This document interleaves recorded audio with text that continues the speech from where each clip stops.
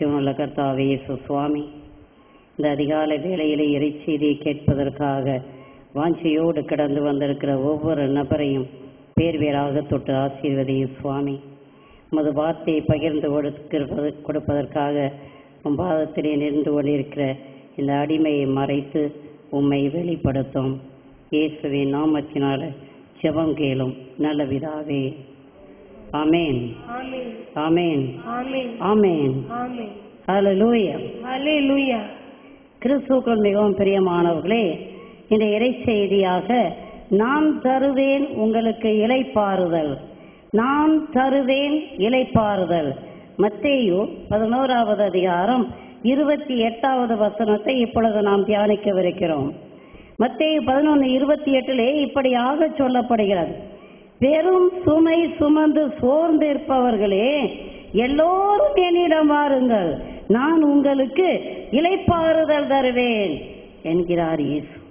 Price the Lord. யாரெல்லாம் சுமை சுமந்து சோர்ந்திருக்கிறீர்களோ, கஷ்டப்பட்டு நொந்து போய் இருக்கிறீர்களோ, எல்லோரும் என்னிடம் வாருங்கள்.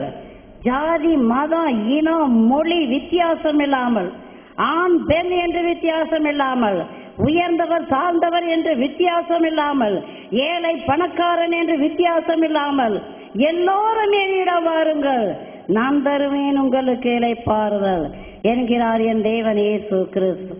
பிரியமானவர்களே, ஒரு கனானிய பெண் அருள்நாதர் இயேசு கிறிஸ்துவிடம் கடந்து வந்து, ஐயா, என் மகள் பேய் தொல்லையினால கஷ்டப்படுகிறாள், மிகவும் துன்பப்படுகிறாள், அவளை சுகப்படுத்தும் என்று கதறினாள். தேவன் இயேசு கிறிஸ்து சுகப்படுத்தினார். அதற்கு அடுத்தபடியாக 12 ஆண்டுகளாக உதிரப்போக்கினால் வேதனைப்பட்ட ஒரு பெண் கடந்து வந்து ஆண்டவருடைய ஆடையின் விளிம்பை தொட்ட மாத்திரத்திலே ஆண்டவர் அவளையும் சுகப்படுத்தி அவளுக்கு இளைப்பாறுதல் கொடுத்தார். மீண்டும் ஒரு முறையாக 10 குஷ்டரோகிகள் அருள்நாதர் இயேசு கிறிஸ்துவிடம் கடந்து வந்து, ஐயா, எங்களை சுகப்படுத்தும் என்று கதறினார்கள். அந்த 10 பேர்ல ஒரு ஆள் சமாரியன். அப்படியாக இருந்தும் ஆண்டவர் அந்த 10 பேரையும் பூரணமாக சுகப்படுத்தினார். Price the Lord. இந்த தேவன் இயேசு கிறிஸ்து தொழுகை கூடத்திற்கு கடந்து சென்றார்.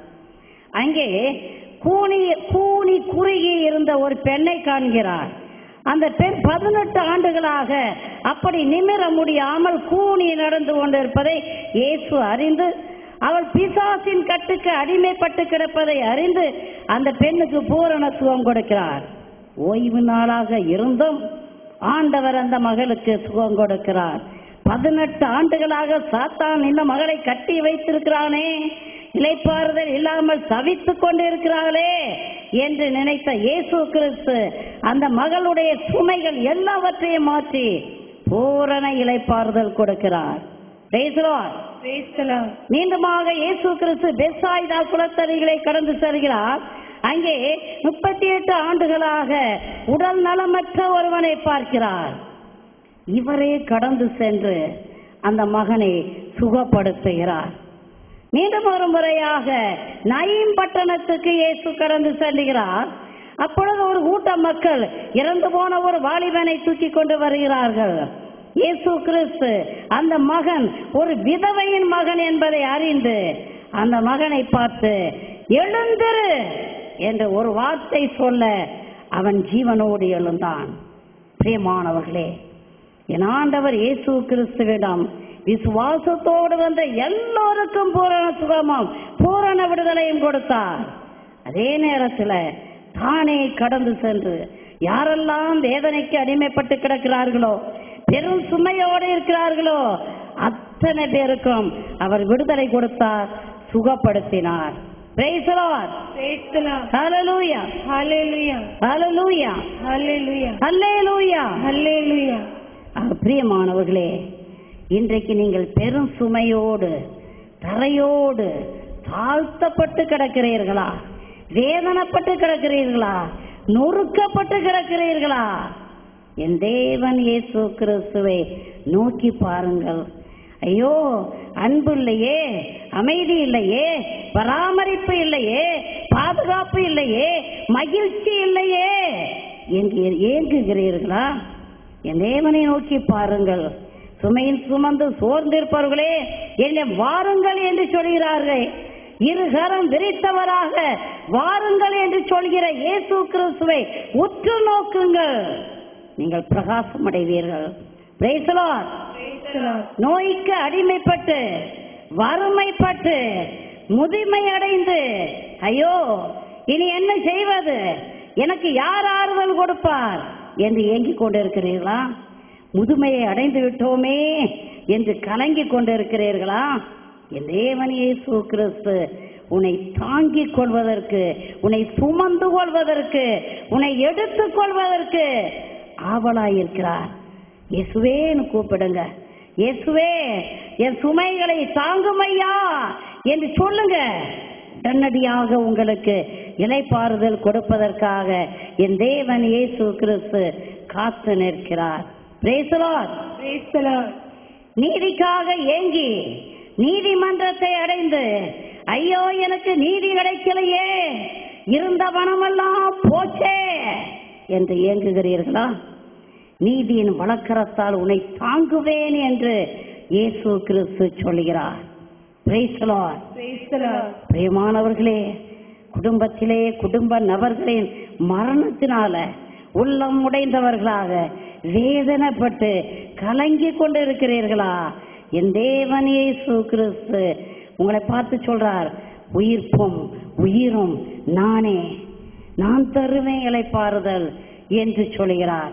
பிரியமானவர்களே, குடும்பத்திலே பிரச்சனை, வறுமை, அதே நேரத்தில் நோய் நொடி, எங்கு பார்த்தாலும் கஷ்டம், வேலையில்லா திண்டாட்டம், குடும்ப நபர்களின் பொறுப்பற்றத்தனம் என்று இயங்குகிறீர்களா? ஐயோ இளைப்பாறுதல் இல்லையே, இப்படிப்பட்ட ஒரு குடும்பமா என்று ஏங்கிக் கொண்டு இருக்கிறீர்களா? நல்ல வசதி இருந்தும் ஓடி ஆடி விளையாட ஒரு குழந்தை இல்லையே என்று ஏங்கிக் கொண்டு இருக்கிறீர்களா? என் தேவன் இயேசு கிறிஸ்துவை உற்று நோக்குங்கள், அவர் உங்களுக்கு இளைப்பாறுதல் கொடுப்பார். Praise the Lord. Praise the Lord. எசாயா 46வது அதிகாரம் 3-4 வசனங்களை வாசித்து பாருங்கள். யாக்கோபு வீட்டாரே, இஸ்ரேல் குடும்பத்தாருள் எஞ்சியிருக்கும் அனைத்து மக்களை செவி கொடுங்கள். உதரத்தில் இருந்தே உங்களை தாங்குபவர் நான், கருவில் இருந்தே உங்களை சுமப்பவர் நான். உங்கள் முதுமை வரைக்கும் நான் அப்படியே இருப்பேன், நரை வயது வரைக்கும் நான் உங்களை சுமப்பேன். உங்களை உருவாக்கிய நானே உங்களை தாங்குவேன், நானே உங்களை சுமப்பேன், நானே விடுவிப்பேன். Praise the Lord. Praise the Lord. பிரியமானவர்களே, நம் ஆண்டவர் இயேசு கிறிஸ்து என்ன சொல்கிறார் என்று பாருங்கள். நான் உன்னை தாங்குவேன், நான் உன்னை சுமப்பேன், நான் உன்னை ஏற்றுவேன், நான் உன்னை தப்புவிப்பேன், இறுதி வரைக்கும் உன்னோடு நடப்பேன் என்று சொல்கிறார். சுமை சுமந்து சோர்ந்திருக்கிற மக்களே எல்லோரும் என் ஆண்டவரிடம் வாருங்கள், அவர் உங்களுக்கு இளைப்பாறுதல் கொடுப்பார். Praise the Lord. Praise the Lord. சுமை சுமந்து சோர்ந்திருப்போரே வாருங்கள், நம் ஆண்டவர் அழைக்கின்றார், இளைப்பாற்றி கொடுக்கின்றார். Praise the Lord. Praise the Lord. சுமை சுமந்து சோர்ந்திருக்கிற மக்களே எல்லோரும் ஆண்டவர்கிட்ட வாங்க. என் ஆண்டவர் இளைப்பாறுதல் கொடுப்பதற்காகவே அவர் காத்து கொண்டு இருக்கிறார். Praise the Lord. Praise the Lord. 1 Samuel 1ஆம் அதிகாரத்தை வாசித்து பாருங்கள். அண்ணா எல்கானா என்கிற அருமையான குடும்பம் இருக்கிறது. அண்ணாளுக்கு குழந்தை பாக்கியம் கிடையாது. இதனால் இந்த எல்கானா என்ன செய்கிறார், அன்னாளை தேற்றுகிறார். இருந்தாலும் அன்னாளின் சக்காலத்தி எல்லா டைம்லும் அந்த மகளை குத்தி குத்தி குத்தி குத்தி பேசுகிறார், கேவலமாக பேசுகிறார். நீ ஒரு மலடியாச்சே, உனக்கு குழந்தை பாக்கியம் இல்லையே என்று கேவலமாக பேசுகிறார். அன்னாள் மனம் உடைந்து கசிந்து அழுகிறார். ஒவ்வொரு நாளும் உண்ணாமல் அவர் ஜெபிக்கின்றார், கதறுகிறார். அப்பொழுது அன்னாளின் கணவன் எல்கானா என்ன சொல்கிறான் என்று பாருங்கள். 1 சாமுவேல் 1ஆம் அதிகாரம் 8ஆம் வசனத்தை வாசியுங்கள். அப்போது அவருடைய கணவர் எல்கானா அவரை நோக்கி, அண்ணா நீ ஏன் அழுகிறாய்? அண்ணா நீ ஏன் அழுகிறாய்? நீ ஏன் உண்ணவில்லை? நீ ஏன் உண்ணவில்லை? நீ ஏன் மன வருத்தம் அடைகிறாய்? நீ ஏன் மன வருத்தம் அடைகிறாய்? நான் உனக்கு 10 புதல்வர்களை விட மேலானவன் அன்றோ? நான் உனக்கு 10 புதல்வர்களை விட மேலானவன் அன்றோ என்பார். Praise the Lord. Praise the Lord. பிரியமானவர்களே, இந்த அன்னாளின் கணவன் எல்கானா அண்ணா குழந்தை பாக்கியம் இல்லையே என்று கதறி அழுத பொழுது எம்மாத்திரம் ஆறுதல் சொல்கிறான் என்று பாருங்கள். அவன் என்ன சொல்கிறான் என்று பாருங்கள். அண்ணா, நீ ஏன் அழுகிறாய்? நான் உனக்கு போதுமானவனாக இருக்கிறேனே. 10 புதல்வர்களை விட நான் உனக்கு மேலானவன் அன்றோ என்று சொல்கிறான்.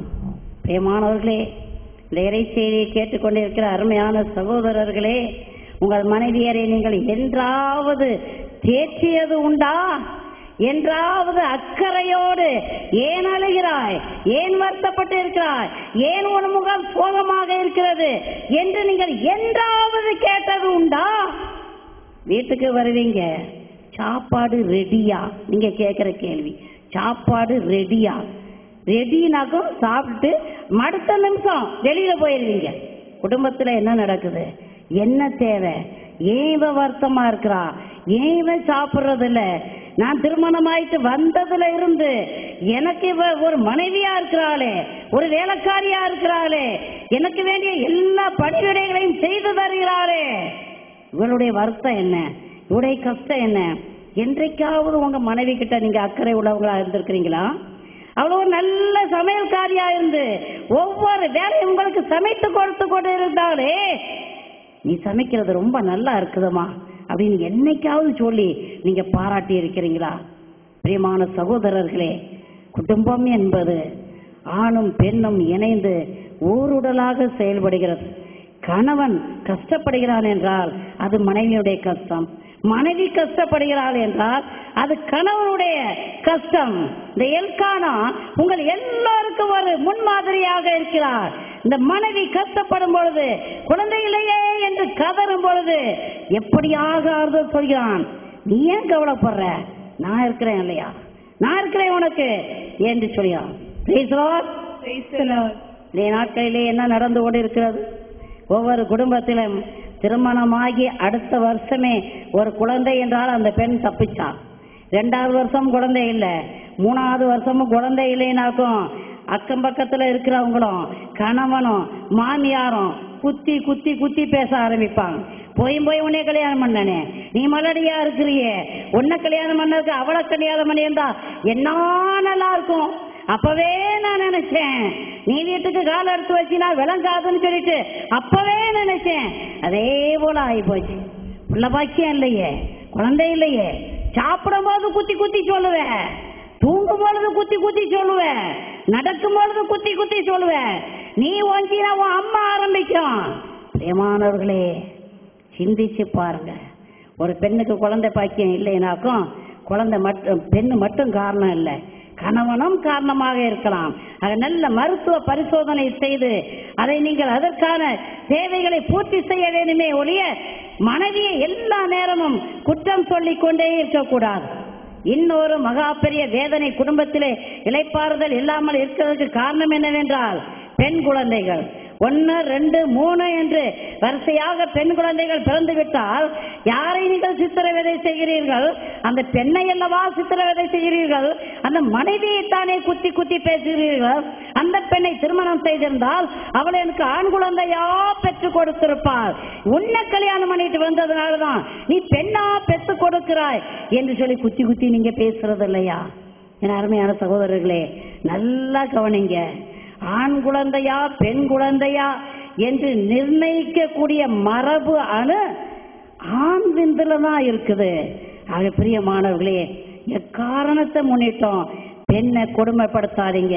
ஒரு பெண்ணுக்கு 4, 5, 6 பெண் குழந்தைகள் வரிசையா பிறந்திருக்குனாக்கும் அது ஆணுதான் காரணமே ஒழிய பெண் அல்ல என்கிற சத்தியத்தை இன்றைய நாளிலே நீங்கள் உணர்ந்து கொண்டு இதனால குடும்பத்துல எக்காரணத்தை முன்னிட்டும் பிரச்சனைகளை உண்டாக்காதீங்க, கஷ்டங்களை உண்டாக்காதீங்க, துன்பங்களை உண்டாக்காதீங்க, பிளவுகளை உண்டாக்காதீங்க, குடும்பத்துல விரிசல்களை உண்டாக்காதீங்க. நீங்கள் படுத்துற கொடுமையில எத்தனை பெண்கள் இன்னைக்கு ஊரை விட்டே ஓட வேண்டிய ஒரு பரிதாபமான சூழ்நிலை உண்டு. சமீபத்திலே ஒரு சகோதரன் என்னிடத்துல கடந்து வந்தார். அவர் இப்படியாக சொன்னார், நான் என் மனைவியை டைவர்ஸ் பண்ண போறேன் சிஸ்டர் அப்படின்னு சொன்னார். நான் சொன்னேன், என்ன காரணம்? இவளுக்கு குழந்தையே கிடையாது, இவ்வளவு வச்சுக்கிட்டு நான் என்ன செய்யறது சிஸ்டர், நான் வேற ஒரு கல்யாணம் பண்ண போறேன், பொண்ணு ரெடியா இருக்குது அப்படின்னு சொன்னார். அப்ப நான் கேட்டேன், நீ மருத்துவ பரிசோதனை செய்தியா, உன் உடம்பு எப்படி இருக்கிறது என்று கேட்டபோது, எனக்கு ஒண்ணும் இல்லை, நான் நல்லா தான் இருக்கிறேன், அவதான் அப்படின்னு சொன்னார். நான் சொன்னேன், அப்படி இல்லை, நீங்க ஒரு பரிசோதனை செய்து கொள்ளுங்க, அப்பொழுது தெரியும் யார் பிரச்சனை என்று. பரிசோதனை செய்த பொழுது அந்த சகோதரனுக்கு ஒரு விந்து கூட கிடையாது, உயிரான ஒண்ணு கூட கிடையாது. அப்படி இருந்தாலும் எப்படி அவனுக்கு பிள்ளை கிடைக்கும்? அப்போ நான் சொன்னேன், சகோதரா உண்மையில்தான் தப்பு, இவ்வளவு நாளும் உன் மனைவியை கொடுமைப்படுத்தினியே, இனிமேலாவது போய் சமாதானமாக வாழ்ந்து கொள் என்று சொல்லி நான் அனுப்பி வைத்தேன். பிரியமானவர்களே, இந்த அண்ணாள் மன்றாடி கேட்டார், ஆண்டவரே எனக்கு ஒரு குழந்தை வேண்டும் ஐயா என்று. ஆண்டவர் அவருடைய மன்றாட்டுக்கு கேட்டு அருமையான ஒரு ஆண் குழந்தையை கொடுத்தார். அந்த குழந்தை தெய்வ பயமுள்ள குழந்தையாக விளந்தது. அவர் தான் சாமுவேலாக உயர்ந்தார். அன்னாளின் கண்ணீரை கண்ட தேவன் அன்னாளுக்கு இன்னும் அதிகமான குழந்தை பாக்கியத்தை கொடுத்தார். 1 சாமுவேல் 2ஆம் அதிகாரம் 21வது வசனத்தை வாசித்து பாருங்கள். ஆண்டவர் அன்னாவை கடைக்க நோக்கினார். அவள் கருவுட்டு 3 ஆண்களையும் 2 பெண் குழந்தைகளையும் பெற்றெடுத்தார். சிறுவன் சாமுவேல் ஆண்டவர் திருமுன் வளரலானான். அன்னாள் கேட்டது ஒரே ஒரு ஆண் குழந்தை. ஆண்டவர் அந்த மகளுக்கு எத்தனை குழந்தைகளை ஆசீர்வாதம் பண்ணினார்? 6 குழந்தைகளை கொடுத்தார்.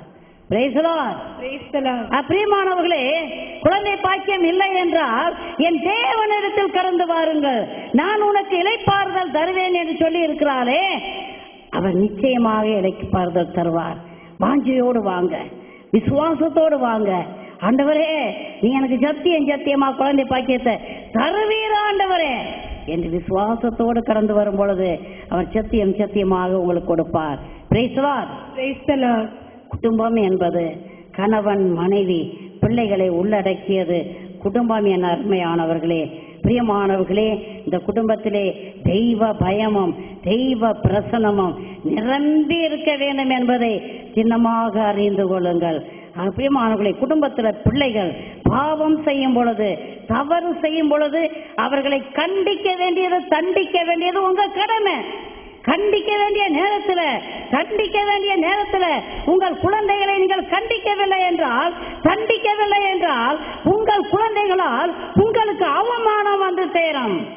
நடு ரோட்ல தலை குனிஞ்சு நிற்க வேண்டிய ஒரு சூழ்நிலை கடந்து வரும் என்பதை தெளிவாக அறிந்து கொள்ளுங்கள். லூக்கா 15ஆம் அதிகாரம் 11 24 வரை உள்ள வசனங்களை வாசித்து பாருங்கள். அருள்நாதர் இயேசு கிறிஸ்து அருமையான ஒரு உவமையை சொல்கிறார். ஒரு தகப்பனுக்கு 2 பிள்ளைகள் இருந்தார்கள்.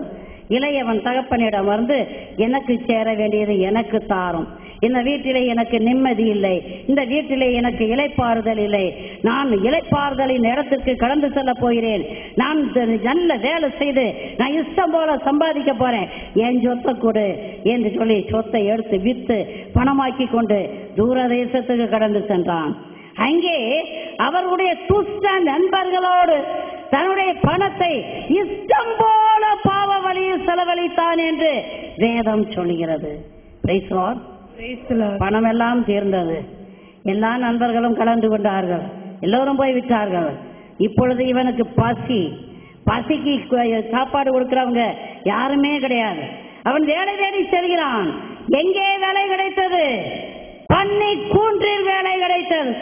பிரியமான இளையோரே, உங்கள் பெற்றோருக்கு நீங்கள் கை கீழ்ப்படியாமல் கால் போன போக்கில இஷ்டம் போல வளர்ந்தீர்கள் என்றால், எனக்கு படிப்பு இருக்கிறது, பதவி இருக்கிறது, பட்டம் இருக்கிறது, என் இஷ்டம் போல வேலை செய்வேன், இஷ்டம் போல வாழ்வேன் என்றால், நீ பண்ணி கூண்டுலதான் போய் நிப்பேங்கிறத சின்னமாக அறிந்து கொள். உன் தாயும் தகப்பனும் கண்கண்ட தெய்வம் என்பதை நீ அறிந்து அவர்களுக்கு நீ கீழ்ப்படிந்து வாழ்ந்தாய் என்றால், என் தேவன் உன்னை உயர்த்த வல்லவராக இருக்கிறார். Praise the Lord. Praise the Lord. Hallelujah. Hallelujah. 1 Samuel 3ஆம் அதிகாரத்தை வாசித்து பாருங்கள். 1 சாமுவேல் 3ஆம் அதிகாரத்திலே இப்படியாக ஒரு அருமையான நிகழ்வு இருக்கிறது. ஏலி என்கிற ஒரு சகோதரன் இருக்கிறார். அவருக்கு 2 பிள்ளைகள், ஒப்பினி பினக்காசுங்கிற 2 பிள்ளைகள் இருக்கிறார்கள். இந்த 2 பிள்ளைகளும் இஷ்டம் போல பாவத்தில் வாழ்றாங்க. இதை ஏலி அறிந்தவராக இருக்கிறார். தகப்பன் இதை அறிந்தவராக இருந்தும் பிள்ளைகளுடைய பாவ வாழ்க்கையை குறித்து அவர் திருத்தவும் இல்லை, கண்டிக்கவும் இல்லை, தண்டிக்கவும் இல்லை. இந்த மகன்கள் இஷ்டம் போல வாழ்ந்து வர்றாங்க, விபச்சார பாவம் செய்யறாங்க, துர்மாதிரியான வாழ்க்கை வாழ்றாங்க. இப்படிப்பட்ட நிலையில என்ன நடக்குது என்று பாருங்கள் பிரியமானவர்களே. 1 சாமுவேல் 3ஆம் அதிகாரம் 13ஆம் வசனத்தை வாசிங்க. ஏனெனில் அவன் தன் புதல்வர்கள் கீழ்த்தரமாக நடந்து கொண்டதை அறிந்திருந்தும் அவர்களை தடுக்காத குற்றத்திற்காக அவனது வீட்டுக்கு நீங்காத தண்டனை தீர்ப்பு வழங்குவேன் என்று அறிவித்தேன். Praise the Lord. Praise the Lord. தன் புதல்வர்கள் கீழ்த்தரமாக வாழ்ந்ததை ஏலி அறிந்திருந்தும் அவர்களை திருத்தாத குற்றத்திற்காக அந்த குடும்பத்தின் மீது தண்டனையை வருவிப்பேன் என்று ஆண்டவர் சொல்லியிருந்தார். Praise the Lord. பிரியமானவர்களே, இஸ்ராயேலருக்கும் பிலிஸ்தியருக்கும் யுத்தம் நடந்தது. அந்த யுத்தத்திலே ஓப்பினியும் பினகாசும் கடந்து சென்றார்கள். இந்த 2 பேரும் யுத்தத்திலே கொல்லப்பட்டார்கள். இந்த செய்தி ஏலிக்கு எடுத்து வரப்படுகிறது. தன் பிள்ளைகள் 2 பேரும் கொல்லப்பட்டார்கள், திருப்பேலை பிடிபட்டது என்ற செய்தியை அறிந்ததுமே ஏலி தன் இருக்கையிலிருந்து கீழே விழுந்து கழுத்து முறிந்து மாண்டார் என்று வேதம் சொல்கிறது.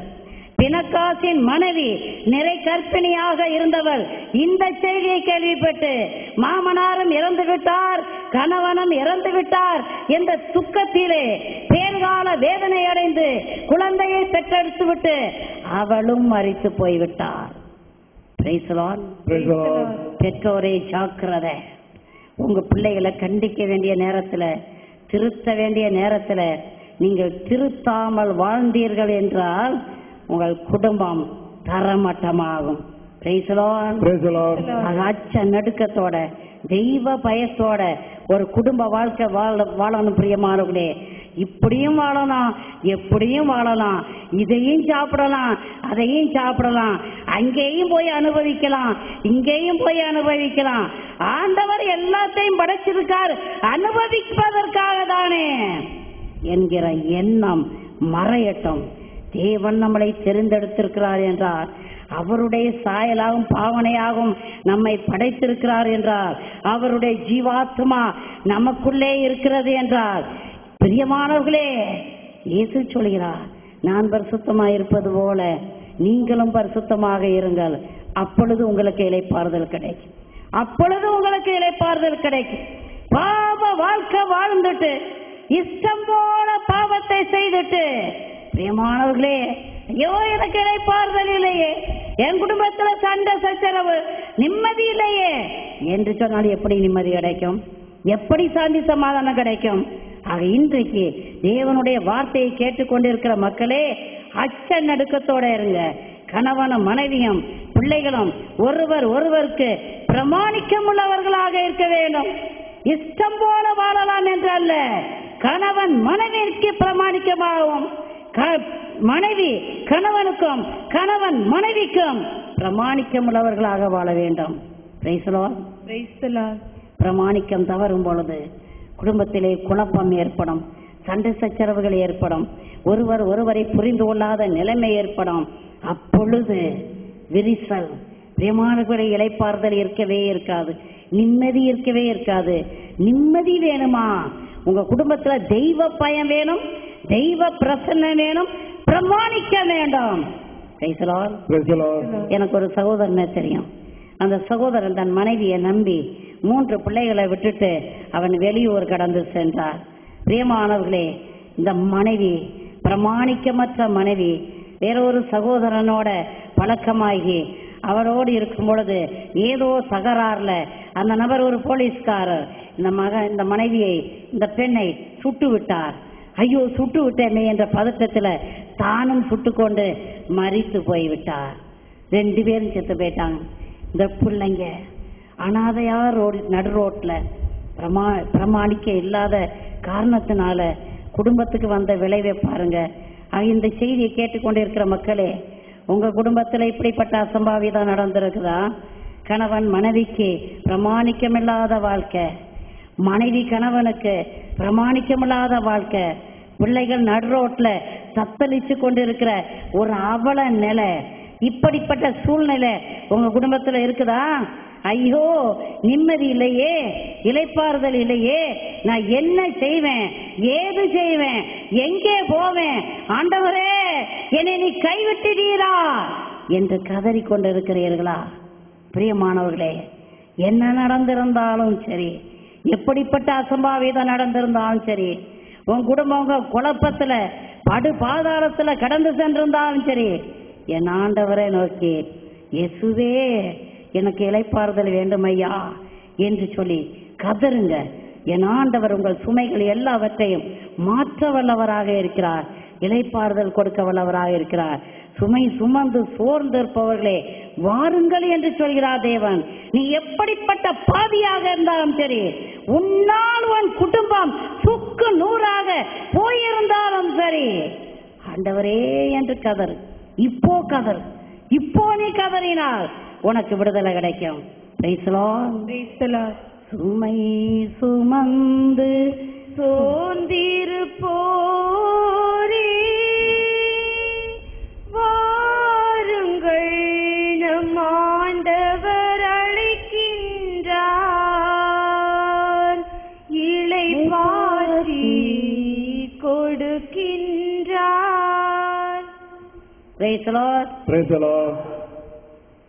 எபிரேயர் 3ஆம் அதிகாரம் 18ஆம் வசனத்தை வாசியுங்கள். நான் அளிக்கும் இளைப்பாற்றி நாட்டிற்குள் நுழையவே மாட்டார்கள் என்று யாரை பற்றி ஆணையிட்டு கூறினார்? கீழ்ப்படியாதவர்களை பற்றி என்றோ? பிரியமானவர்களே, வேத வசனம் என்ன சொல்லுது என்று பாருங்கள். நான் அளிக்கும் இளைப்பாற்றிய நாட்டிற்குள் நுழையவே மாட்டீர்கள் என்று யாரை பற்றி ஆணையிட்டு கூறினார்? கீழ்ப்படியாதவர்களை பற்றி என்றோ? கீழ்ப்படியாதவர்களுக்கு இளைப்பாற்றி கிடையவே கிடையாது என்பதை தினமாக அறிந்து கொள்ளுங்கள்.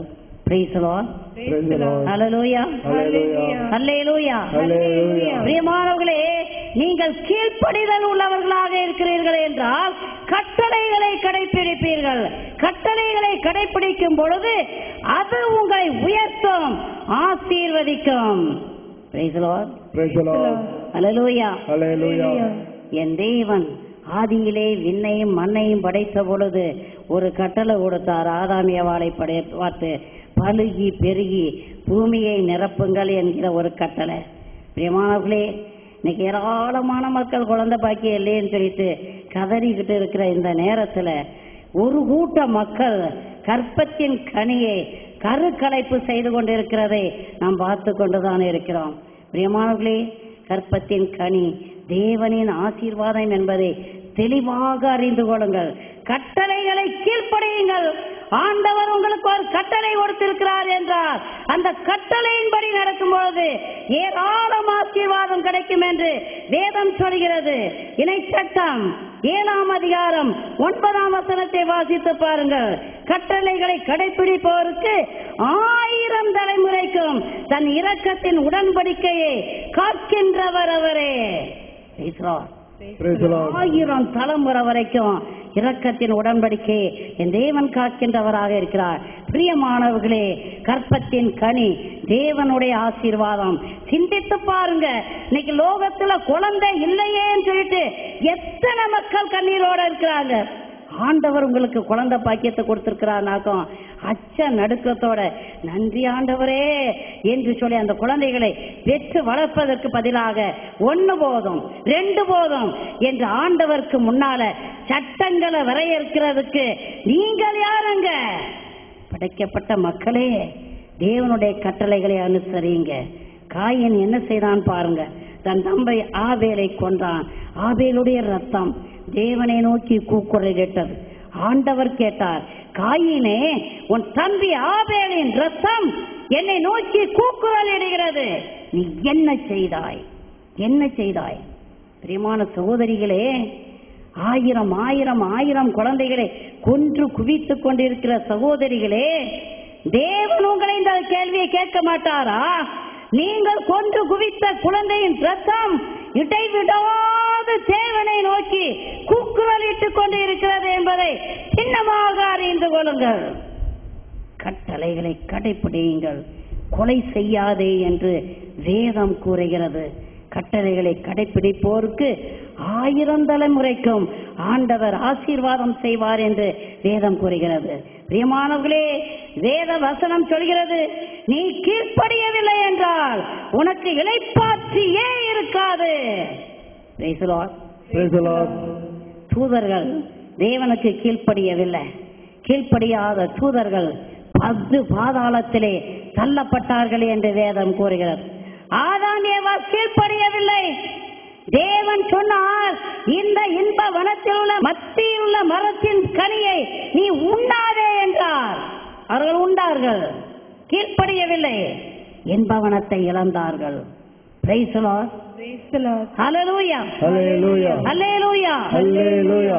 பிரியமானவர்களே, சவுல் ராஜாவை எடுத்துக்கொள்ளுங்கள். இஸ்ராயேல் மக்களின் முதல் ராஜாவாக உயர்த்தப்பட்டவர் சவுல். இந்த சவுலை பார்த்து ஆண்டவர் சொன்னார், அமலேக்கியரை கொன்று போடு என்றார்.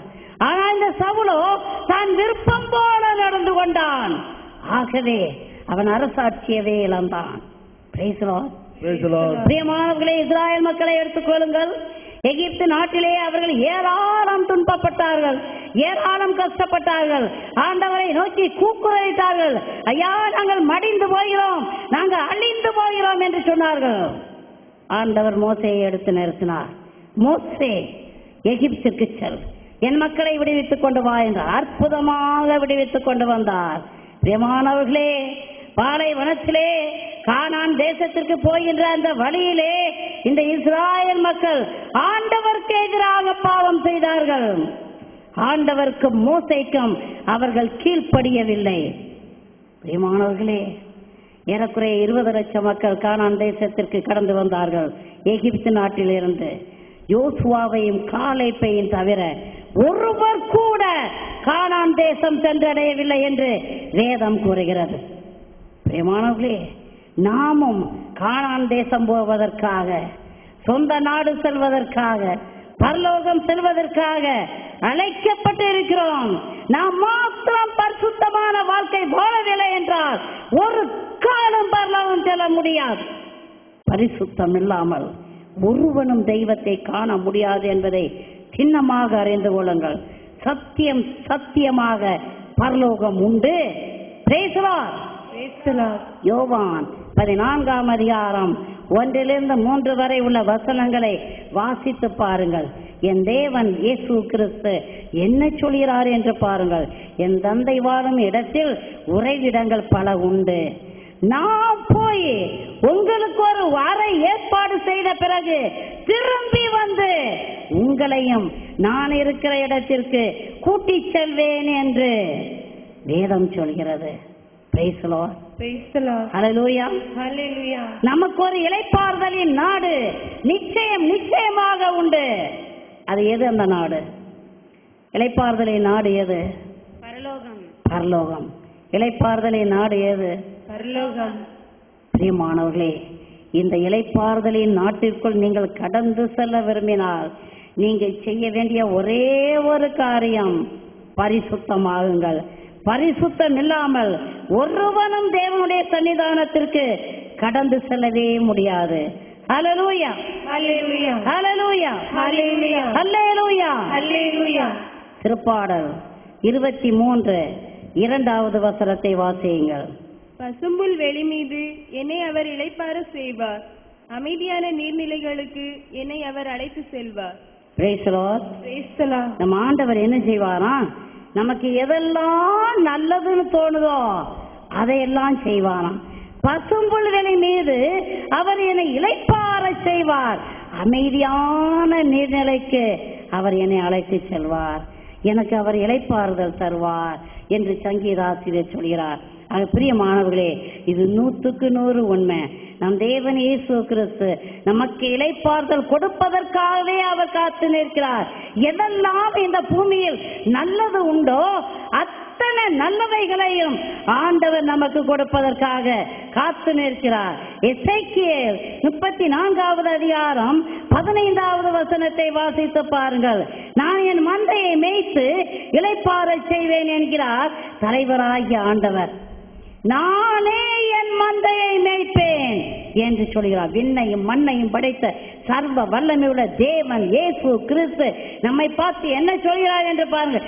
நானே மேய்ப்பேன், நானே உன்னை தூக்கி செல்வேன், நானே உன்னை பாதுகாப்பேன், நானே உன்னை இருதய கோட்டைக்குள்ள வச்சு ஒளித்துக் கொள்வேன் என்று சொல்கிறார். Price the Lord. பிரியமானவர்களே, உங்க வாழ்க்கையில துன்பங்களும் துயரங்களும் கஷ்டங்களும் நஷ்டங்களும் வேதனைகளும் கடந்து வரும் பொழுது, குடும்பத்திலே இளைப்பாறுதல் இல்லையே, நிம்மதி இல்லையே என்று நீங்கள் தவிக்கும் பொழுது, என்னடா கடவுளே, அவர் எங்கே இருக்கிறார், என்னை கைவிட்டுட்டாரு, என்னை கைவிட்டுட்டாரு என்று மாத்திரம் சொல்லாதீங்க. பிரியமானவர்களே, நீங்க வேணா கடவுளை விட்டுட்டு விலகி போகலாம், ஆனா ஆண்டவர் உங்களை விட்டுட்டு அவர் போகவே மாட்டார். எப்பொழுதும் உங்க கூடவே இருக்கிறார், எப்பொழுதும் உங்க கூடவே வருகிறார். என் தேவன் உங்களை பார்த்து இந்த நேரத்தில் என்ன சொல்கிறார் தெரியுமா? நான் உன்னை விட்டு விலகிறதும் இல்ல, உன்னை கைவிடுறதும் கிடையாது. Price the Lord. என்ன சொல்கிறார்? நான் உன்னை விட்டு விலகிறதும் கிடையாது, உன்னை கைவிடுறதும் கிடையாது என்று சொல்கிறார். யோபுவின் வீட்டை சுற்றி காவல் வைத்து காத்து கொண்ட தேவன் உங்க வீட்டை சுத்தியும் காவல் வைத்து காத்துக் கொள்கிறார். உங்களை சுத்தி காவல் வைத்து காத்துக் கொள்கிறார். உங்க குடும்பத்தை சுத்தி காவல் வைத்து காத்துக் கொள்கிறார். அவளுடைய காவல் உங்களுக்கு வேண்டும் என்றால் ஏராளம் ஏராளம் தூதர்கள் உங்க வீட்டை சுத்தி நின்று காவல் காக்கணும் சொல்லி நீங்க விரும்பினாக்கும் அவரை நம்புங்க, பரிசுத்தமா இருங்க, தெய்வ பிரசன்னத்தோட வாழுங்க. அப்போ தெய்வ பிரசன்னம் எங்கே இருக்குதோ அங்கே கோடி கோடி தூதர்கள் நிச்சயமாக இருப்பார்கள். Price the Lord. விசுவாசத்தில் ஒரு நாளும் தளர்ந்து போய் விடாதீர்கள். உங்களுக்கு கேடு வரும் நாளிலே, கஷ்டங்கள் வரும் நாளிலே, துன்பங்கள் வரும் நாளிலே தன் கூடாரத்தின் உள்புறத்தில் வைத்து ஒளித்துக் கொள்வதாக இயேசு சொல்லி இருக்கிறார். அப்படியேமானவர்களே, கலங்கி போய் விடாதீர்கள். நீங்கள் ஐயோ எனக்கு இப்படி ஆயிடுச்சே, இனிமே நான் என்ன செய்வேன், இனிமே என்னால் இந்த பூமியில வாழவே முடியாது என்று சொல்லி கலங்காதீங்க. ஆண்டவர் என்ன சொல்றான் பாருங்க. உனக்கு கேடு வரும் நாளில, துன்பம் வரும் நாளில, துயரம் வரும் நாளில, உன் நண்பர்கள் எல்லோரும் உன்னை கைவிட்டுட்டு போகும் பொழுது, உனக்கு நெருக்கமானவர்கள் மரித்து போனார்கள் என்று நினைக்கும் பொழுது, ஐயோ என்று நீ நினைக்கும் பொழுது, இயேசு என்ன சொல்கிறார்? என் கூடாரத்தின் உள்புறத்தில் வைத்து உன்னை ஒளித்துக் கொள்வேன் என்று சொல்கிறார். அதைவிட மேலான இடம் நமக்கு ஒன்று உண்டா? இந்த கூடாரம் எது? இயேசுடைய இருதயத்துல வச்சு, அவருடைய உள்ளறையில வைத்து உன்னை மறைத்துக் கொள்வேன் என்று சொல்கிறார். ஆக பிரியமானவர்களே, கலங்காதீர்கள், கலங்காதே என்று இயேசு சொல்கிறார். நம் தேவன் இயேசு கிறிஸ்து நமக்காக இருக்கும் பொழுது நாம் ஏன் கலங்க வேண்டும்? யோவான் 10ஆம் அதிகாரம் 10ஆம் வசனத்தில் என்ன சொல்கிறார் என்று பாருங்கள். ஆடுகள் வாழ்வை பெறும் பொருட்டு, அதுவும் நிறைவாக பெறும் பொருட்டு வந்திருக்கிறேன் என்கிறார். Price the Lord. ஆடுகளாகிய நாம் ஒவ்வொருவரும் நிறை வாழ்வை பெறும் பொருட்டு நம் தேவன் இயேசு கிறிஸ்து வந்திருக்கிறாராம். நம் ஒவ்வொருவரும் நிறைவாக வாழணும், சந்தோஷமாக வாழ வேண்டும் என்பதற்காக இயேசு என்ன செய்தார் பாருங்க. நமக்காக பாடுபட்டு சிலுவையில மரித்தாருங்க. ஆடுகளுக்காக ஜீவனை விட்ட ஒரு நல்ல ஆயன், ஒரு தெய்வம் இந்த பூமியில உண்டுனாக்கம் இயேசுவை தவிர வேறு யாரும் கிடையாது. ஆகவேதான் இயேசு சொல்கிறார், நானே உனக்கு நல்லாயன், நல்லாயனாகிய நான் உனக்காக ஜீவனை விட்டு இருக்கிறேன். நான் தான் வழி, நான் தான் உண்மை, நான் தான் வாழ்வு என்று சொல்கிறார். அந்த தெய்வத்தை பற்றி பிடித்துக் கொள்ளுங்க. அவரை பற்றி பிடித்துக் கொள்ளும் பொழுது உங்களுக்கு பூரண சந்தோஷமும் சமாதானமும் கடந்து வரும். ஹல்லேலூயா. சுமை சுமந்து சோர்ந்து இருப்பவர்களே, என் தேவன் உங்களை இருதய கோட்டைக்குள்ளே வைத்து காத்துக் கொள்வார், சோர்ந்து போகாதீர்கள், ஐயோ என்ற மனம் உடைந்து போகாதீர்கள், அவர் நமக்கு இருக்கிறார். Praise the Lord. Praise the Lord. லூக்கா 19வது அதிகாரம் 1-10 வரை உள்ள வசனங்களை வாசித்து பாருங்கள். வரி தண்டுவோரின் தலைவர் சக்கேயு. இந்த சக்கேயுக்கு ஏராளமான பணம் இருக்குது, ஏராளமான வசதிகள் உண்டு. ஆனால் மன நிம்மதி இல்லை, இளைப்பாறுதல் இல்லை. இளைப்பாறுதலுக்காக அவர் ஏங்கி அலைகிறார். ஒரு நாள் இயேசு வழியாக வருகிறார் என்பதை கேள்விப்பட்டு இவர் ஓடி சென்று காட்டாத்து மரத்திலே ஏறி உட்கார்ந்து கொண்டார். இவருடைய இருதயத்தை அறிந்த இயேசு அந்த மரத்தடியில வந்தோடனே மேல பார்க்கிறார். சக்கேயுவே, விரைவாக இறங்கி வா, உன் வீட்டுல இன்னைக்கு நான் தங்கணும். சக்கையை கூட்டிட்டு போறான். ரொம்ப சந்தோஷம், ரொம்ப மகிழ்ச்சி, பார்க்கணும்னு தான் ஆசைப்பட்டான். ஆனா ஏசு உன் வீட்டுக்கு நான் வர்றேனே சொல்லிட்டு வந்துட்டாரு. ஏசு வீட்டுக்கு வந்த பிறகுதான் சக்கேயுக்கு தெரிகிறது அங்கே பரிசுத்தர் வந்திருக்கிறாரு, தெய்வ பிரசன்னம் கடந்து வந்திருக்குது. நம்மளோ பாவத்தில் இருக்கிறோம், ஏராளமான பாவம் செய்திருக்கிறோம், பாவ வழியில பணம் சம்பாதிச்சிருக்கிறோம் என்பது சக்கேயுக்கு தெளிவாகிறது. என்ன சொல்கிறான்? ஆண்டவரே, என் சொத்துல பாதியை ஏழைகளுக்கு கொடுத்துட்றேன், எவனையாவது ஏமாத்தி இருந்தாக்கும் 4 மடங்கா திருப்பி கொடுத்துட்றேன் ஆண்டவரே என்று அறிக்கை செய்கிறான். அந்த நேரத்தில் ஆண்டவர் சொல்கிறார், இந்த வீட்டுக்கு மீட்பு கிடைச்சது, இளைப்பாறுதல் கிடைத்தது என்று சொல்கிறார். பிரியமானவர்களே, இந்த செய்தியை கேட்டுக்கொண்டிருக்கிற மக்களே, உங்களுக்கு இளைப்பாறுதல் வேணுமா? பாவ வழியில சம்பாதிச்ச 5 ரூபா, 5 ரூபா உன் வீட்டுல இருந்தாலும் உனக்கு இளைப்பாறுதல் கிடைக்கவே கிடைக்காது, உனக்கு நிம்மதி கிடைக்கவே கிடைக்காது என்பதை சின்னமாக அறிந்து கொள். பீடி சிகரெட்டு விற்று நீ சம்பாதித்த பணமும், அதுக்கு போதை தரும் பாக்குகளை விற்று சம்பாதித்த பணமும், மதுபானத்தை விற்று சம்பாதித்த பணமும், உடலை விற்று சம்பாதித்த பணமும், அநியாயமாக வட்டி வசூல் செய்து நீ சம்பாதித்த பணமும், லஞ்சம் அடித்து சம்பாதித்த பணமும், திருடு கொலை செய்து சம்பாதித்த பணமும், வரதட்சணை மூலம் சம்பாதித்த பணமும் உனக்கு சாபத்தை தான் கொண்டு வருமே ஒழிய ஆசீர்வாதத்தை கொண்டு வராது. ஒரு நாள் ஆசீர்வாதத்தை கொண்டு வராது. பிரியமானவர்களே, பிறரை ஏமாற்றி நீங்கள் என்னென்ன வழியில பணம் சம்பாதிச்சிருக்கிறீங்களோ அது எல்லாமே உங்களுக்கு சாபத்தை கொண்டு வருமே ஒழிய ஆசீர்வாதத்தை கொண்டு வராது என்பதை இன்னமாக அறிந்து கொள்ளுங்கள். ஒரு காலம் பிறனை ஏமாற்றாதீங்க. பிறரை ஏமாற்றி பிறர் வயிற்றுல அடிச்சு பிறருக்கு கொடுக்க வேண்டிய கூலியை கொடுக்காம இப்படியாக நீங்க ஏராளம் பணம் சம்பாதிச்சு வச்சிருந்தீங்கன்னாக்கும் இன்றைக்கு ஓகோன்னு இருக்கலாம், நாளைக்கு உனக்கு இளைப்பாறுதல் கிடைக்காது, நாளைக்கு உனக்கு நிம்மதி கிடைக்காது. இதைத்தான் சக்கேயு செய்தார். ஏராளம் வீடுகளுக்கு கடந்து சென்று ஏராளம் வரி பணத்தை வசூலித்தார். அவருக்கு நிம்மதி கிடைச்சிச்சா? நிம்மதியே கிடைக்கல. பிரியமானவர்களே, நிம்மதி வேணுமா? நேர்மையான வழியில சென்று கஷ்டப்பட்டு நெத்தி வேர்வை நிலத்துல விலை ஒரு நாளைக்கு நீ 100 ரூபா சம்பாதிச்சாலும் அந்த பைசா உனக்கு ஆசீர்வாதமா இருக்கும். யாரையும் ஏமாற்றி பணம் சம்பாதிக்கணும், யாரையும் ஏமாற்றி பட்டம் பதவி பெயர் புகழோடு இருக்கணும்னு சொல்லிட்டு விரும்பவே விரும்பாதீர்கள். Praise the Lord. Praise the Lord.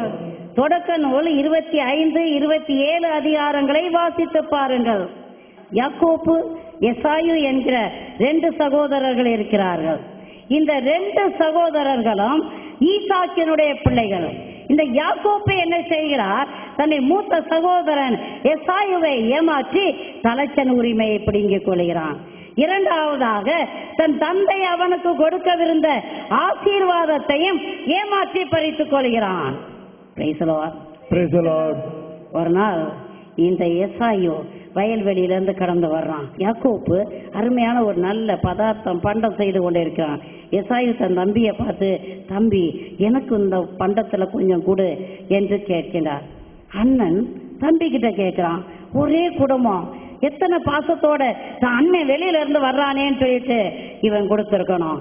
இந்த யாக்கோப்புக்கு இருந்த தீய எண்ணத்தை பாருங்க. இதுதான் நல்ல தருணம்னு சொல்லிட்டு நினைச்சுக்கிட்டு அண்ணனை பார்த்து சொல்றான், உன் தலைச்சன் உரிமையை எனக்கு எழுதி கொடுத்தீனாக்கா நான் உனக்கு பண்டம் தருவேன். எவ்வளவு பெரிய காரியம்னு பாருங்க. சின்னதை கொடுத்துட்டு பெருசா அபகரிக்க பாக்குறான். ஆனா இந்த ஏமாளி அண்ணன் என்ன சொல்றான், என்னடா பண்டம், என்னடா சொத்து, என்னடா தலைச்சன் உரிமை? எனக்கு வேண்டியதெல்லாம் பண்டம் தான், தலைச்சன் உரிமை நீ எடுத்துக்கடா என்று சொல்லி கொடுத்துறான். Praise the Lord. Praise the Lord. அடுத்தபடியாக அவன் அண்ணனுடைய ஆசீர்வாதத்தையும் ஏமாற்றி பெற்றுக் கொள்கிறான். இப்படியாக 2 முறை அவன் ஏமாற்றினான். Praise the Lord. Praise the Lord. இந்த யாக்கோப்புக்கு நிம்மதி கிடைச்சிச்சு நினைக்கிறீங்களா? இளைப்பாறுதல் கிடைச்சிச்சு நினைக்கிறீங்களா? ஏமாற்றி பெற்றுக்கொள்றது எதுவுமே இளைப்பாறுதலை உங்களுக்கு கொண்டு வராதுங்க. குடும்பத்துல பிரச்சனை ஆரம்பிச்சிச்சு. ஏசாய் என்ன செஞ்சான்? இந்த தம்பியை நான் கொல்லாம விட மாட்டேன்.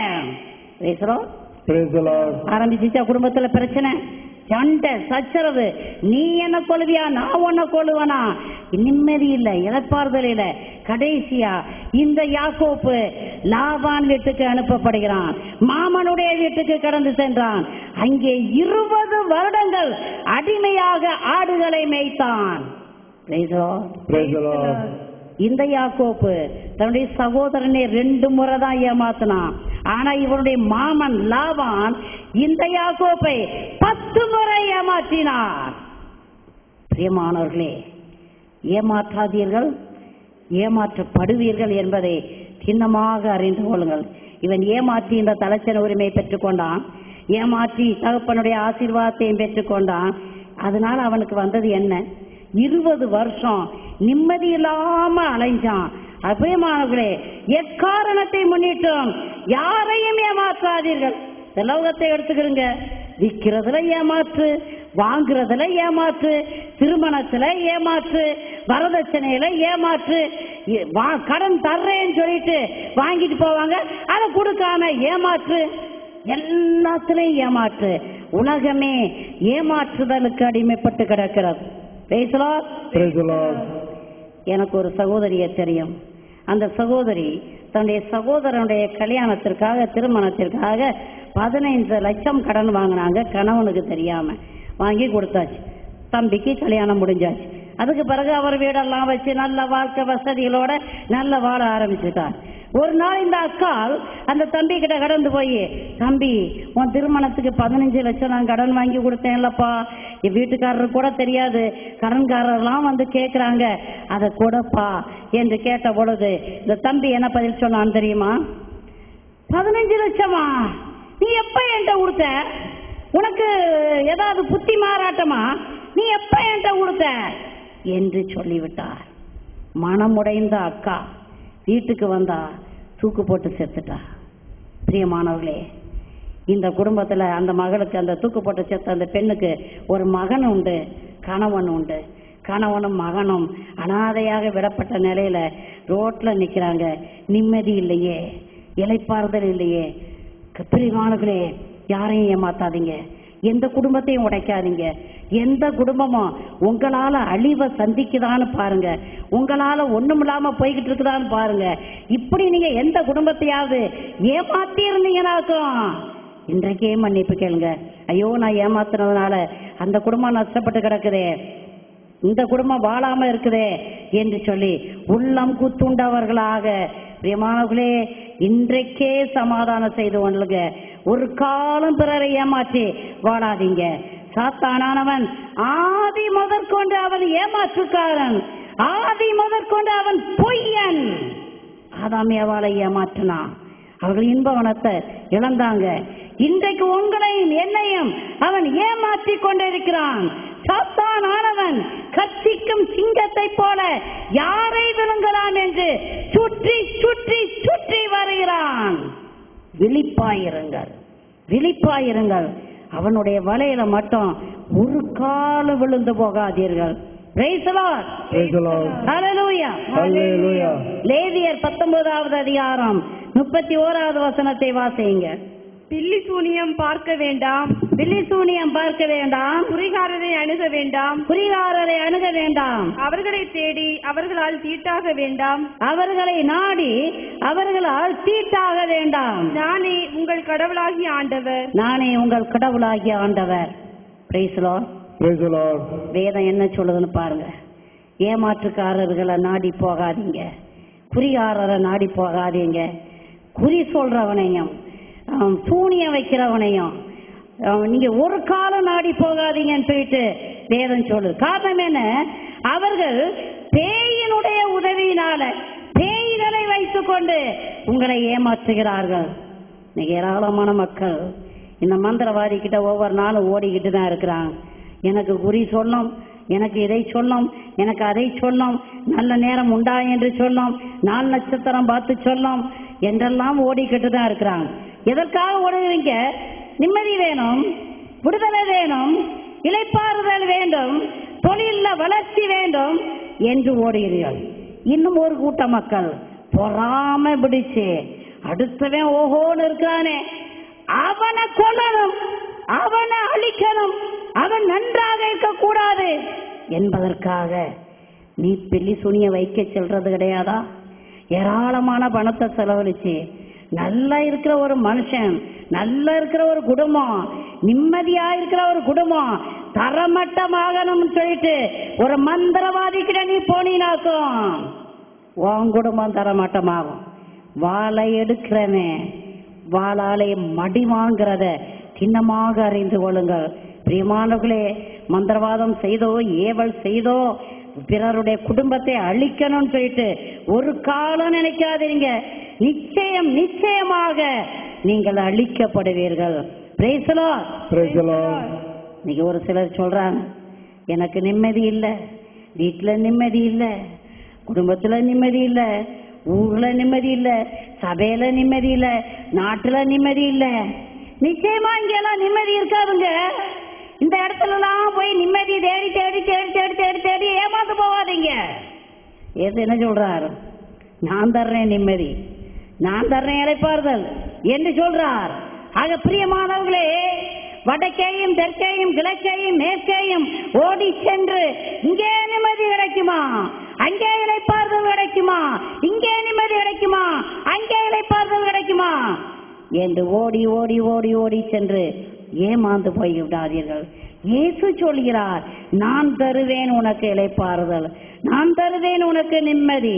Praise the Lord. Praise the Lord. ஏசாயா 28வது அதிகாரம் 12ஆம் வசனத்தை வாசித்து பாருங்கள். இதோ உள்ளது இளைப்பாற்றி, களைத்தவன் இளைப்பாறட்டும். இதோ உள்ளது இளைப்பாற்றி என்று சொன்னாலும் செவி கொடுக்க மாட்டார்கள்.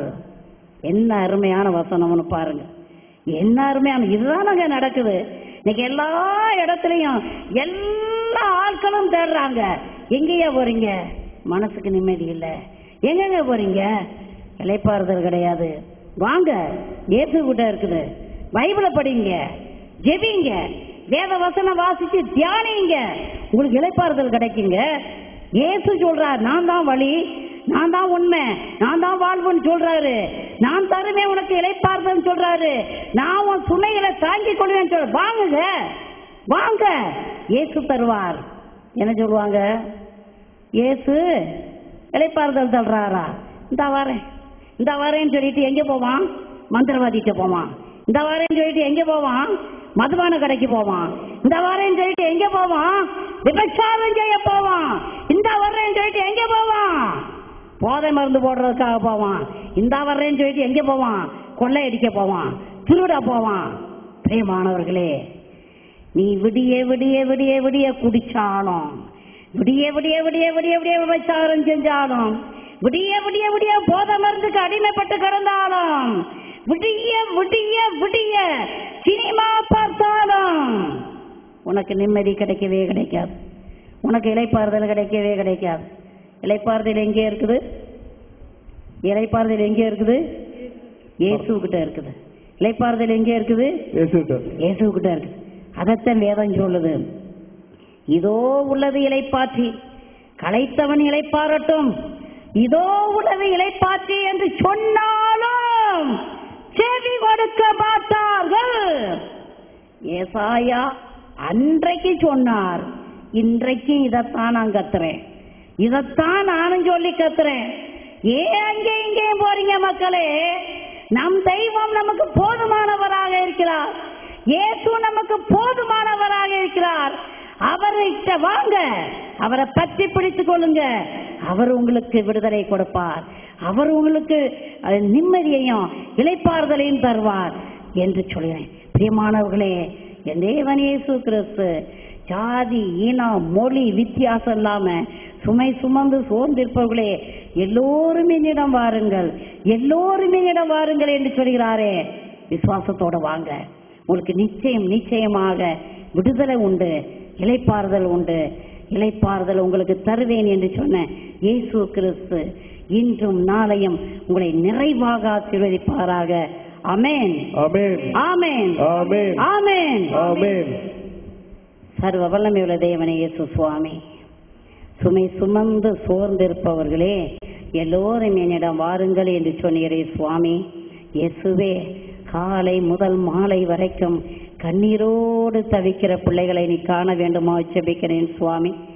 எந்த பக்கம் செல்வது, எங்கே சென்றால் எனக்கு இளைப்பாற்றி கிடைக்கும் என்று அறியாமல் வலது பக்கத்துக்கும் இடது பக்கத்துக்கும் வித்தியாசம் தெரியாமல் இருக்கிற முத ஆடுகள் மீது முத மந்தைகள் மீது இரக்கமாயிரு சுவாமி. சிறு மந்தையே, நீ கலங்காதே, அஞ்சாதே, திகையாதே என்று சொல்லும் ஆண்டவரே. ஒவ்வொரு மகனையும் மகளையும் நீ கரம் பிடித்து வழி நடத்து சுவாமி.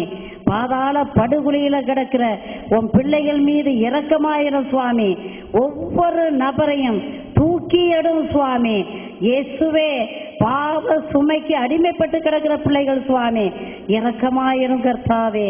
நீர் சிந்திய ரத்தம் வீணா போகக்கூடாது கர்த்தாவே. சுமைகளோடு இருக்கிற பிள்ளைகள் மீது இரக்கமாயிரும் சுவாமி. பாவத்துக்கும் சாபத்துக்கும் நோய்க்கும் பேய்க்கும் மரணத்துக்கும் அடிமைப்பட்டு கிடக்கிற பிள்ளைகளுக்கு விடுதலை கூட சுவாமி. இளைப்பாற்றிக்காக ஏங்குகிற பிள்ளைகள் மீது இரக்கமாயிரும் சுவாமி. ஆணிப்பாடு கொண்ட உமது காயங்களை, ஆணிப்பாடு கொண்ட உமது கரங்களை நீட்டி ஆசீர்வதியும். விடுதலை கூட சுவாமி. நீ ஒருவரே விடுதலை நாயகன். விடுதலை உம்மிடம் மட்டுமே உண்டு. எங்களுக்கு விடுதலை கொடுப்பதற்காக நீ சிலுவை மரம் ஏறினீர் சுவாமி. நாங்கள் விசுவசிக்கிறோம். இயேசுவே, நீ சிந்திய ரத்தம் வீணா போகாதபடி இந்த இறை செய்தியை கேட்டுக்கொண்டிருக்கிற ஒவ்வொரு பிள்ளைக்கும், ஒவ்வொரு குடும்பத்துக்கும், ஒவ்வொரு ஊருக்கும், ஒவ்வொரு நாட்டுக்கும் இளைப்பாறுதல் கிடைக்கட்டும் சுவாமி. நாடு நாட்டுக்கு எதிராகவும், ஊரு ஊருக்கு எதிராகவும், குடும்பம் குடும்பத்துக்கு எதிராகவும், ஆள் ஆளுக்கு எதிராகவும் சதா சண்டை போட்டுக் கொண்டிருக்கிறதே நீ பாரும் சுவாமி. இளைப்பாற்றியை கொண்டு வாரும் சுவாமி. நிம்மதியை கொண்டு வாரும் சுவாமி. சாந்தி சமாதானத்தை கொண்டு வாரும் சுவாமி. உம்மால் மாத்திரமே கூடும் என்பதை நாங்கள் ஆணித்தரமாக விசுவசிக்கிறோம். உம்மிடம் எழுப்புகிற இந்த மன்றாட்டுக்கு நீ நிச்சயமா செவி கொடுக்கிறீர் என்பதையும் நாங்கள் விசுவசிக்கிறோம் சுவாமி. ஜெபம் கேட்கிறவரே, ஆண்டவரே, திருமந்தையே, நீ பயப்படாதே என்று சொன்னீரே. பயந்து நடுங்கி கொண்டிருக்கிற பிள்ளைகள் மீது இரக்கமாயிருந்து ஆண்டவரே அவர்களுக்கு இளைப்பாற்றியை கொடும் சுவாமி. இயேசுவே, இயேசுவின் நாமத்தினால ஜெபம் கேளும் நல்ல பிதாவே. Amen, amen, amen, amen, amen, amen, amen. Praise the Lord. Praise the Lord.